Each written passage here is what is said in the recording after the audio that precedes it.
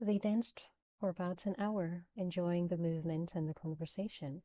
They passed Wendy once or twice, her eyes tightly shut like someone on a Big Dipper, being whirled in a calm dancing manner by her dark friend, who seemed to be managing to do very nearly everything in his tight suit without splitting it. Wendy opened her eyes when Anne called to her, and then shut them again. "I can't look," she called back as they twirled past. "I don't think he's even got a license. Can you be fined drunk in charge of a woman?" When the band stopped for their break, Anne and Michael were luckily placed quite near the door and managed to get into the bar before the big rush. But the people were pressing in so tightly that they were glad to get their drinks and get out. "It's very hot. Can we go outside for a minute?" Anne said. "Are you sure you should?" Michael asked. "You might catch cold again after being so hot." "I'll be all right," Anne said, surprised that he should show such concern. "I'll tell you at once if I feel chilly." "So you do," he said, and they carried their drinks out onto the veranda overlooking the hotel's garden. "Phew, that's better. Doesn't the night smell gorgeous?" "It does," Michael agreed gravely. "What is it?" "Oh, a bit of this and a bit of that. Night-scented stock and wet grass and trees and wisteria, just mainly the night. And it's so quiet, I can hardly get used to the quiet out here after the city." They stopped talking and just listened to the blissful hush of the night away from the ballroom, and they remained in silence, sipping their drinks for some time, feeling companionable without the need to talk. Michael slipped his arm around Anne's shoulders to check she wasn't cold, and left it there, drawing her in a little closer to him. When they had both finished their drinks, they put their glasses down on the parapet, and then Michael put both arms around her and kissed her, and for a time they became just another of the shadowy couples making their own world on that moonlit veranda. "Happy, darling?" Michael asked at last. Anne said, smiling up at him, which was enough. "Not cold?" "No, but I'd like to have another dance." "Let's have one more drink first, and then we'll go in. Will you have the same again?" "Yes, all right. I'll wait here for you. I don't want to push you into that crowded bar." "I didn't intend you to, my little flower," Michael grinned. "Don't get talking to any strange men while I'm away." As if he had foreseen what happened next, no sooner had Michael disappeared through one set of doors than Joe appeared through another. He paused, looking up and down the veranda, and Anne froze, hoping he would not see her. But Joe's eyes were good, his head lifted slightly as he spotted her and hunted around her for her companion, and then, after a slight hesitation, he came towards her. "Hello, Joe," and greeted him resignedly. "Having a good time?" "Are you alone?" he asked her, ignoring the question. "Temporarily. Are you?" "Where did you leave your partner?" "My— Oh, you mean Miss Brown?" "I don't suppose you call her Miss Brown all evening to her face, do you?" "She wanted to come, and she had no one to come with. I've had these tickets for ages, so I don't see why I should waste them," Joe said, anxious to explain. Anne made a flat gesture with her hand. "Joe, you don't need to tell me. It isn't my business. You're entitled to come to the dance with anyone you please. I was just wondering what she'd think if she knew you'd deserted her to seek me out." "It isn't like that," Joe hastened to explain, his face reddening a little. "I don't care what it's like," Anne said, beginning to feel a little impatient at his desire to involve her. with his personal affairs. No, but I wanted you to understand because, well, I wanted you to realize why I'm worried about you. You've no need to be worried, Anne said, evenly, and a wiser man, or perhaps one less infatuated, would have taken warning, but Joe blundered on. Oh, but I am. When I see you still with that man, I don't want you to be hurt, Anne, and believe me, I don't want to hear it, Anne said sharply, turning away. Joe was so wrought up that he actually caught hold of her arm and held it in quite a tight grip. Anne, you don't know what he's like, don't I? You don't know the things he's done. I don't want to hear you, Anne shouted, and several heads turned. She lowered her voice, but said with no less intensity, I don't want to hear your opinion of Michael. I don't want to hear anything you've got to say about him. Is that clear? Anne, I have to tell you. His grip had tightened without his knowing, and his fingers were biting into her arm.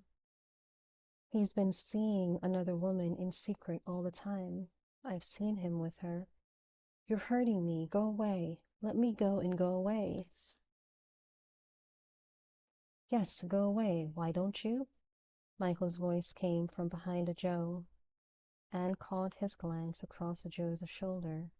He was carrying 2 glasses, but even as he spoke, he put them down carefully and came another step closer. Joe did not release her arm, but he turned to face Michael, glaring at him angrily. You keep out of this, he said. It's none of your business. It is my business, Michael said coolly.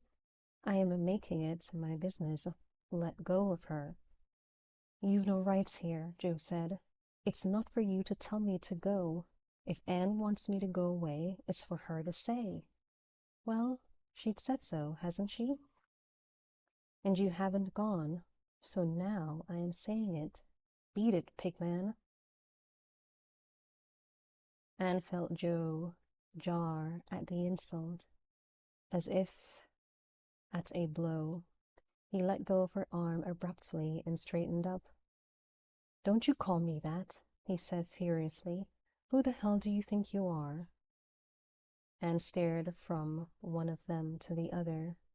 Joe was not so tall as Michael, but he was broader and heavier, and looked the more dangerous of the two. His big hands were balled into fists, and the muscle bulged inside his ill-fitting jacket. Michael, dark and slim, looked more like a dancer. Anne saw him quite clearly, with the insight of love, that he was afraid of the heavier man, but was too proud to show it. He stood erect and poised, forcing himself not to flinch and to smile coolly. The atmosphere was almost tangible between them, and she half expected them to emit sparks of anger. Joe made the beginning of the move that would undo Michael, and at that moment Anne threw herself between them and folded her own 2 hands round Joe's fist, even as it was raised. He shook her off, but by old habit could not do it roughly, and she caught his hand again more strongly and tried to prise open the fingers. Stop it, Joe, please stop it, she said, looking up at him pleadingly while he still glared unmoved over her head at his antagonist. Please give it up and go away. Stop it. Do you hear me? She shook the fist she held, and at last he dropped his eyes to her and looked at her first angrily and then, as the anger faded and the love took its place, with a puzzled expression. Anne, you don't love him, do you? Now it was Anne's turn to become aware of the implications of the scene. She looked up at Joe. Jo, whose face was as familiar to her as her own, and knew that Michael was standing behind her listening. She didn't want this to be happening. She didn't want to have to say the words that would break Jo's heart, and perhaps make her more vulnerable than she had ever cared to be. But it had to be the truth now. She gulped and said, "Yes, Jo." "A man like him?" Jo asked, his brow furrowed. "You can't mean it." "I do." "A man you have to protect? A man who can't even stand up for himself?" "Jo, his way isn't yours. There's more than one kind of courage. You've no right to accuse him. You don't understand." "No, I don't," Jo said bitterly, and now he withdrew his hand sharply from her grip. "I don't understand." He turned away from her so that she couldn't see his face, and his voice was muffled as he said, "I'm sorry, Anne. I hope everything will be all right for you. I hope he's good to you." And then he was gone, striding away down the veranda, with his head high against the curious and perhaps mocking stares of the onlookers. Anne and Michael watched him go. Anne held herself rigid against the emotions inside her and waited in apprehension for Michael to break the silence. If he said something cruel or mocking, it would tear her. But after a moment he moved to her and touched her hand lightly and said in a very gentle voice, "Poor bloke, he really loved you." Anne let him take her hand for the comfort. "Yes."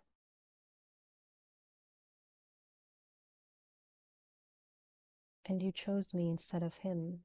That must have been a blow to his pride." "Don't. Let's talk about it," Anne said. "Let's go inside and dance. I want to forget it." "As you like," Michael said, and slender and dark and elegant, without Jo's good looks as Jo was without his charm, he escorted her back into the ballroom through the same avenue of curious stairs that Jo had to negotiate a few moments before. "Poor bloke," Michael murmured again. "At least I got the girl." Yes, she thought, you got the girl, but how absolutely. She was his captive, she was only just beginning to realize. She wondered if he knew the depth of her commitment. So much she loved him that she would forgive him, even the dark-haired woman, even that dark secret. For the other woman was fact, she knew, as she knew the sun would rise tomorrow, that Jo would not lie about that to her. He had been seeing another woman. Perhaps it was an innocent relationship. Perhaps he had a good reason for keeping it a secret from her. Perhaps he was not even lying about not meeting her in the restaurant, and Wendy was mistaken after all. But whatever the truth was, Anna knew that she had to accept the situation. She had to trust him. "Belief comes from the inside," he had said, and inside her, her living self knew that he was for her. Wordlessly, senselessly, her heart believed in him. He had woken the sleeping tiger, and she knew that if he wanted her, she would go with him to the ends of the earth, for that was the adventure she had waited for all her life.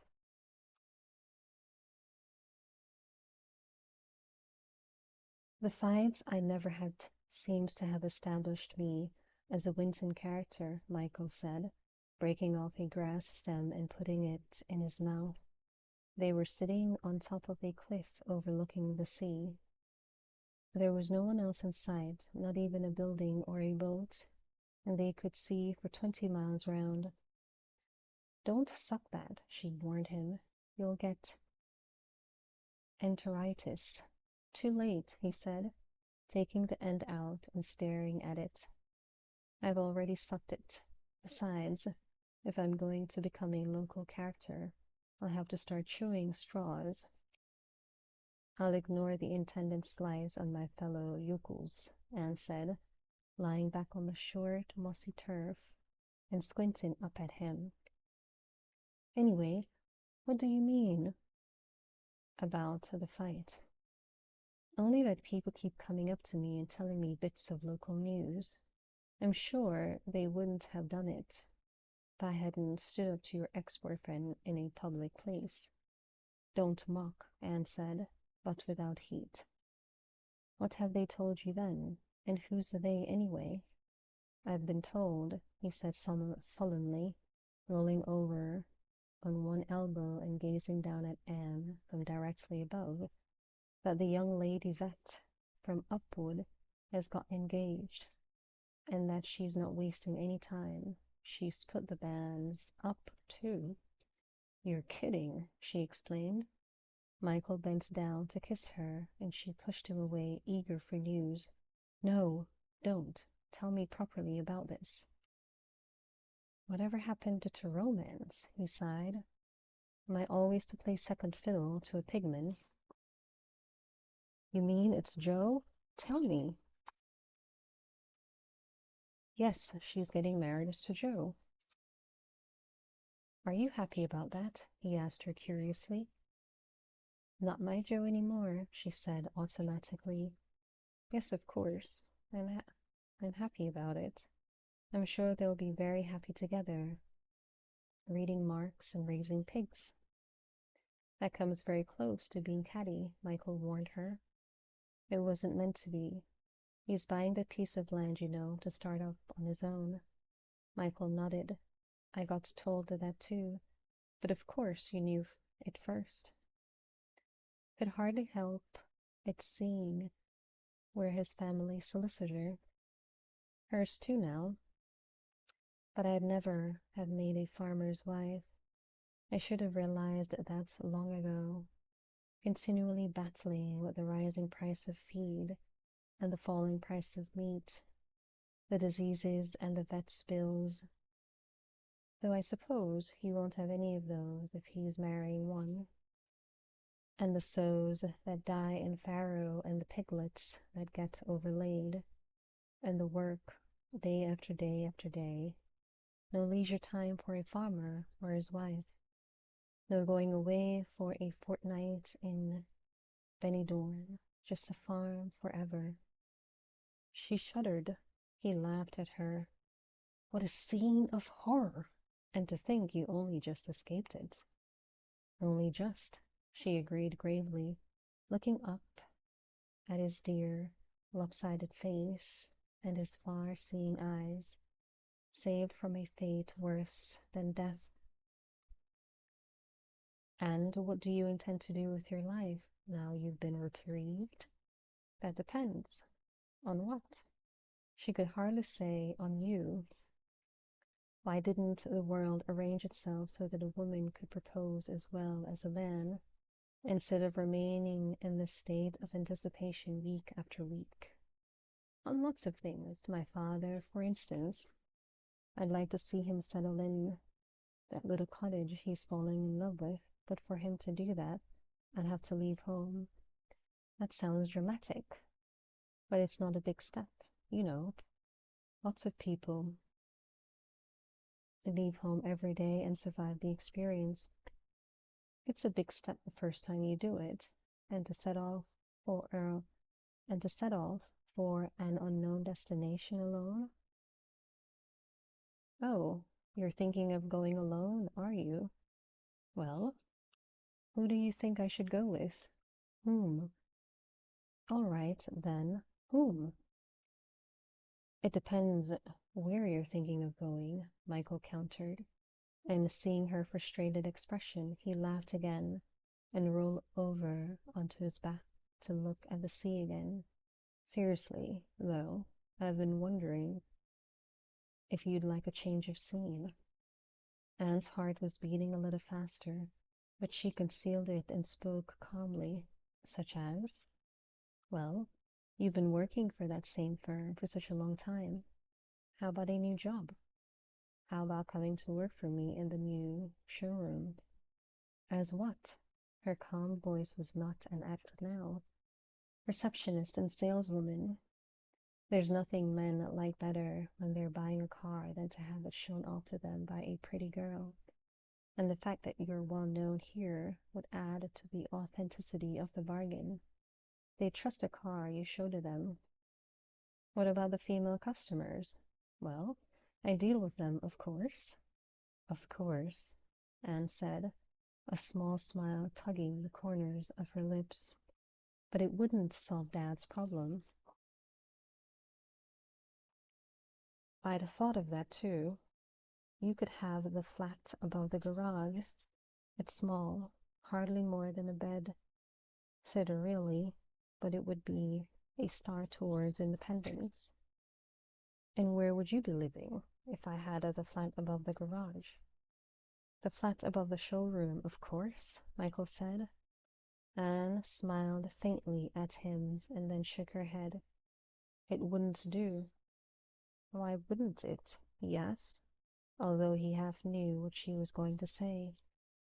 Because the two flats share the same staircase, people would talk. You mean people would think I was visiting you at night? He said flatly. She nodded. But, my dear girl, I could visit you at night, wherever you were living. People don't see it that way. Besides, she hesitated, it will look so particular. It would look as if we were going to get married. What do you care what people think? He asked her with a peculiarly wry expression. I do care, she insisted.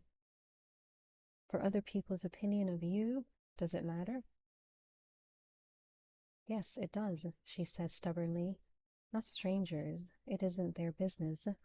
But when you live in a small place like Winton, you can't do anything without it getting back to people you know and love, people like Dad and the doctor, and people you care about and who care about you, and it hurts them because they care about you.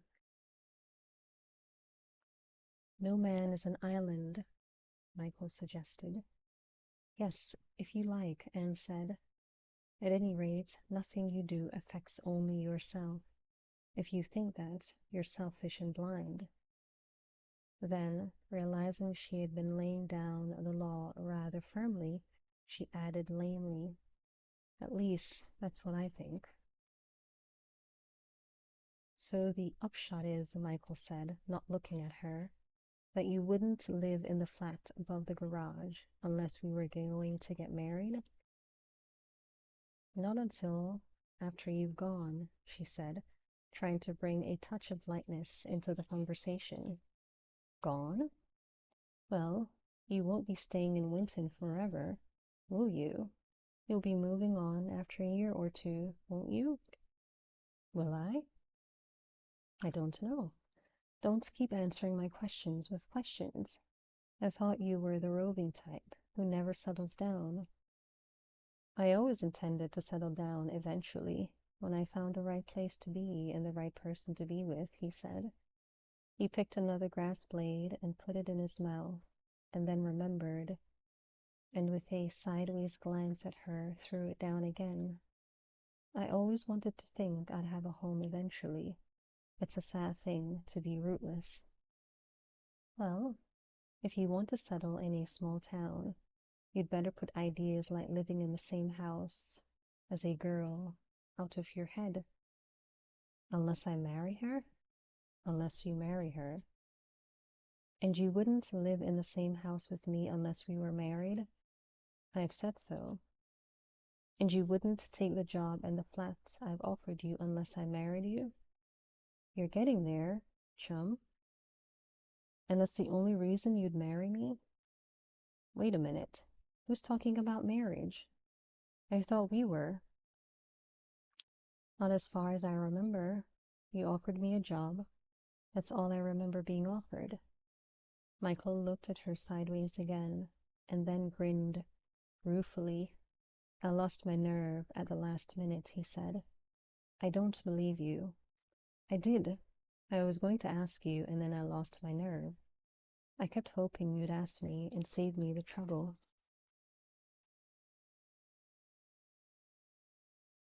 How could I ask you? Anne said, astonished. Really?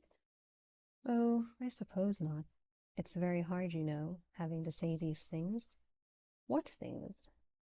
And how would you know it's hard? Have you tried before? Michael jumped up and went onto his knees beside her, taking both her hands and putting on a moonstruck face which did not conceal the genuine emotion in his eyes. Darling Anne, will you marry me? She did, she did not answer at once, and he went on. I have to warn you that I might not be all I've been cracked up to be. I might settle down and become an ordinary, unexceptional husband with a mortgage and stay in the same town for years on end. Could you bear that? I wanted excitement and adventure, Anne said. I might contrive to provide you with a bit of the first, though adventure makes its own rules, unless you can tell yourself that all of life is an adventure. That always seemed to me a very handy philosophy for the 9-to-5er with a mortgage and a pram to push. I should think it might be an adventure, marrying someone I knew absolutely nothing about, she said. Nothing but his name, and no proof even that it is his name. Do you think I'd make up something like Frederick? He protested. For an alias, it is a bit unimaginative, she'd agreed. Then you'll do it? You'll marry me? How could I refuse when you ask me so nicely? He clutched her hands, grinning like an idiot, and then kissed them fervently. Good girl, he said, laughing. We'll have such fun. Everything we do will be fun. Even paying bills? Who's going to pay bills? We've got a car. When there get to be too many of them, we just drive away to another town. For goodness sake, don't say anything like that in front of Dad. He'd have 14 fits. He might just believe you. You said I was kidding, he said with a straight face. I have to believe you're not, she said, but only to herself. She knew nothing about him, nothing at all. It was possibly a grave mistake she was making, but she'd have made as bad a mistake marrying Joe, whom she knew inside out. It might not be everyone's way, but it was hers, and she had to live up by her own nature. You'd better go back and tell Dad, she said. He'll be able to have his cottage and keep rabbits after all. But we'll stay in Winton for a month or two, won't we? To let him get used to the idea. He'd worry. So if we went away altogether, just at first. Yes, we'll stay. Until he stops thinking of me as a stranger, Michael said, taking her hand to help her up. She stood up in one movement and was wrapped around by his loving arms and kissed her. I wouldn't promise that if I were you, she said, or I'll never get to see the world again. Oh, okay. All right. Well, this is the end. Oh, I gotta tell you, the end sort of surprised me there. I expected a bit more, but that's the end. Well, I read these stories hoping that it helps you fall asleep, but I'm also hoping that, you do find the story at least engaging as well. as it also helps you to fall asleep. So here goes another one. Down, The Treacherous Heart by Cynthia Harrod-Eagles. The next time I read to you, I'll be starting another book, which I have. But if you have any recommendations for me, I'm more than happy to oblige. If you have any particular genre, maybe you want me to read some action, maybe you want me to read some sci-fi, any kind of genre. Again, I am happy to oblige. So let me know. If you have no recommendation, no suggestions, and I'll just continue doing what I've been doing. Okay? Alright, good night, wherever you are in the world. And I hope my reading is helping you sleep well tonight, and until I read to you again, good night.